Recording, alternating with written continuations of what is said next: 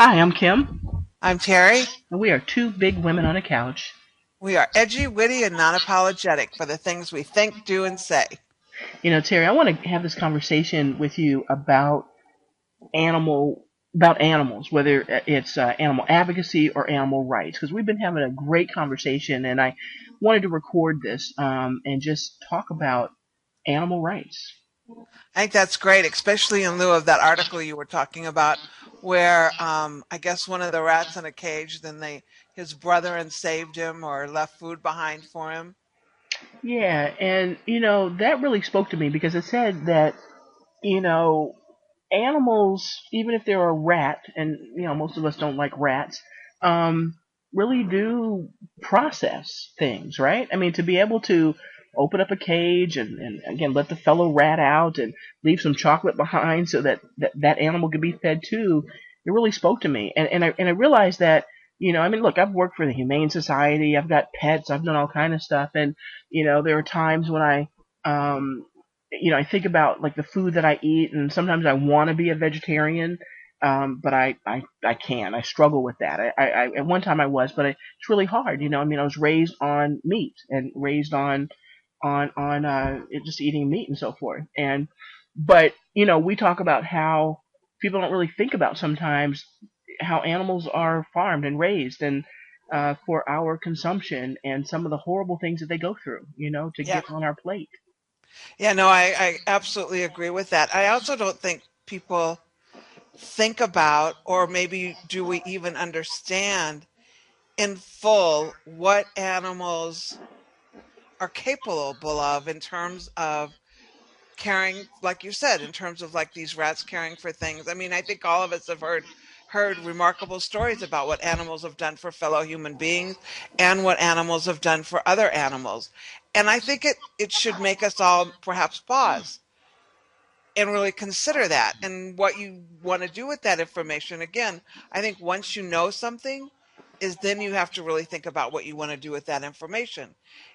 But we've And known so, this. We've known stuff like this for forever. I mean, we've known, that, and we've had, well, you've never really had animals, but you've had my dogs over and babysat sure. with them, and you know how smart they really are. I mean, seriously. And like you said, that we've read things about dolphins saving people, and all And kinds of stuff with turtles, animals. and sure. Yeah, all kinds of stuff happening like that. But yet we still um do things and allow things to happen to animals, like all the scientific um, studies and so forth with animals, as well, rats, for example, Well, rats, monkeys, dogs. I all mean, of that. Yeah, let's yeah, let's be clear. I mean, I know that they're using dogs, cats, chimpanzees, even higher primate levels for testing. So, exactly. That's like our cosmetics and our well, cancer research, research, I mean, exactly, all of that. any Yeah. of that. And so, how do you feel about that? Frankly,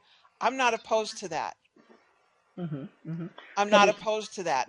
tell me why. Tell me Now, why. I'm not Tell us why. opposed to that because I think that we need to have animals tested before we use certain things medically.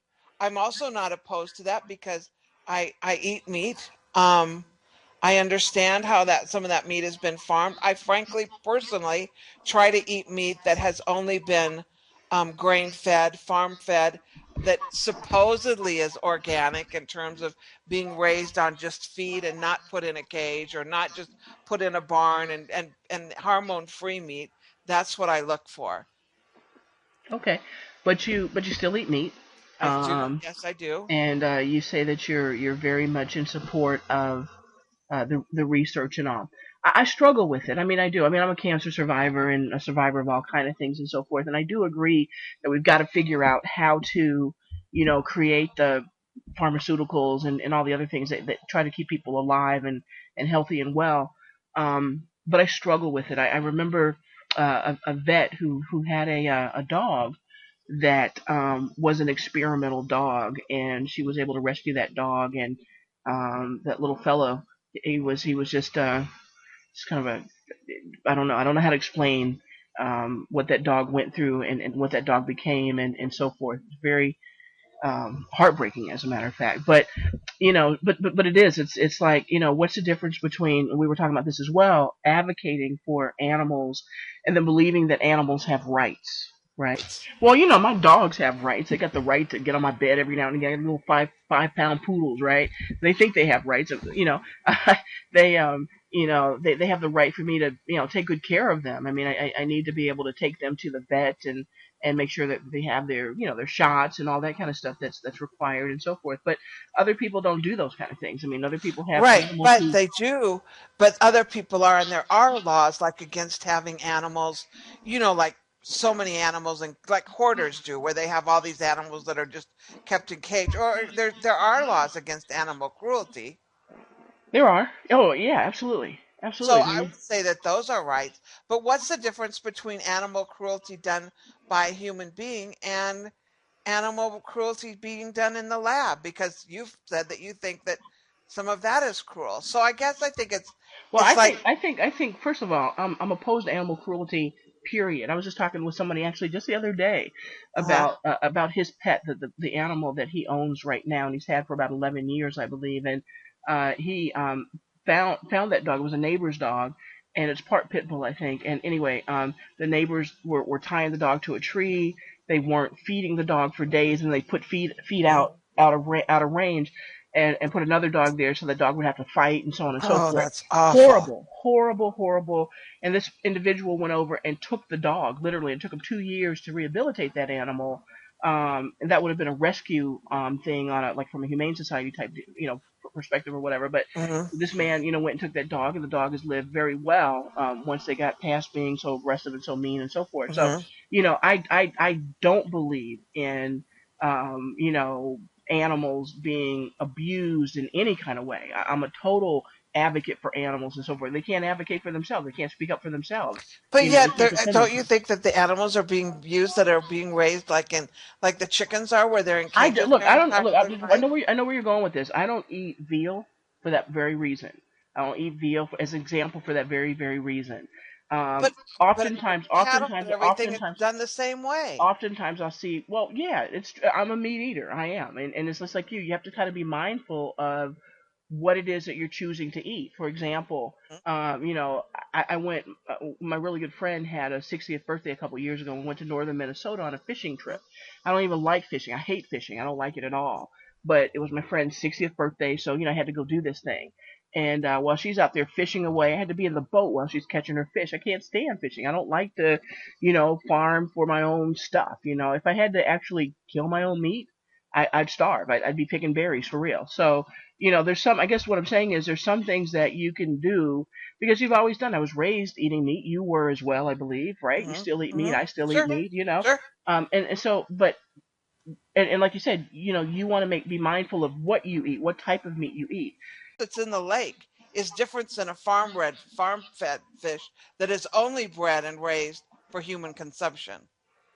But ultimately, the animal is going to be eaten. So I understand that it's going to get it. The ultimate destination is the same point. And I'm not saying that's right or wrong. I'm saying the ultimate destination is the same point. So for me, I think we But were it's talking. the same thing. Just and I'm sorry, but I mean, I'm on the same page as you. uh-huh, I want uh-huh. animals to be treated well. But what I'm trying to say is the bottom line is we're going to eat them. We're going to eat them. So if the ultimate destination for them is that they're going to be eaten, that's where I'm saying, you know what? I'd rather them not be food,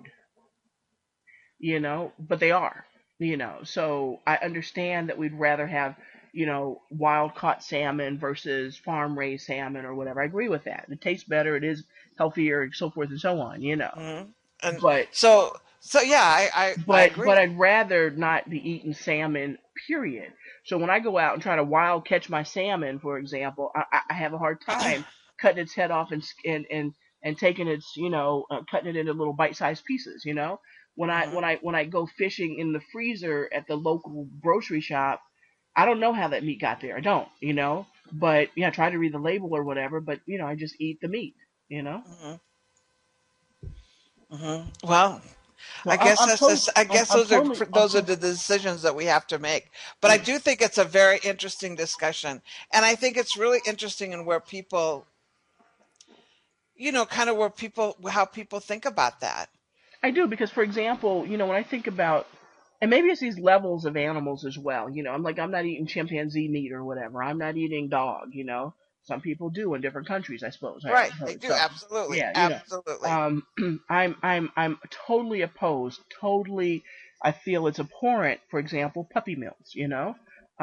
And so, like if I see a truck going down the road with the chickens all squished together on their way to the slaughterhouse, I'm Uh-huh. appalled by that. I'm appalled by puppy mills. We've got to close those down and so forth. So I do agree with you that I want animals to be raised healthily and well and all of that. But the bottom line is the ultimate destination is consumption for some of these animals. You can pick and choose. You can eat spiders. You can eat Right. Right. alligator. You can Scorpions, eat everything. whatever Sure. whatever Absolutely. whatever you choose to eat. And sometimes I wonder, why are people doing that just because? I used to watch what was that show, Fear Factor or something like that, and they Hmm. would they would eat these animals or these bugs or whatever, brains of something or this or that. I'd be appalled, but to someone else, they call it a delicacy. Or that's their staple. It could be exactly not on Fear Factor, but yeah, No, but to someone, and I know that in sure. certainly in China they eat animals that I don't eat, insects and those kind of things, larvae and stuff like that I don't eat personally, but I don't have any issue with them eating it. Right. I don't care what people eat is my point. I think what it comes down to is you make the decision for yourself whether you are going to be concerned about these things, whether it's again farm raised or free roaming or whatever you call it, free range or whatever, whether Hmm. it's um this or that. But I think the reality is, or not the reality, but I think the thing that people should do is at least be aware. And I think when you become aware of what it is, you make different decisions ultimately, better I, decisions for I yourself. would hope so. That's Yeah, what I would hope for. yeah, So, and I also think that by always thinking about those things, yeah. by just keeping that in your mind, that just being mindful of the things that are happening with animals. And again, I for one think that testing should be done on animals until we can think of a better way. I don't know what that better way is. I hope that the animals are being treated in a humane way while they're being tested. I don't know if they are or not. I certainly know that our meat that is typically that we eat is certainly not being treated humanely. Well, we thank you very much for listening to us talk about this particular issue. You can find us at twobigwomenonacouch.com. That's twobigwomenonacouch.com. I'm Kim, I'm Cherry. and we thank you for being here.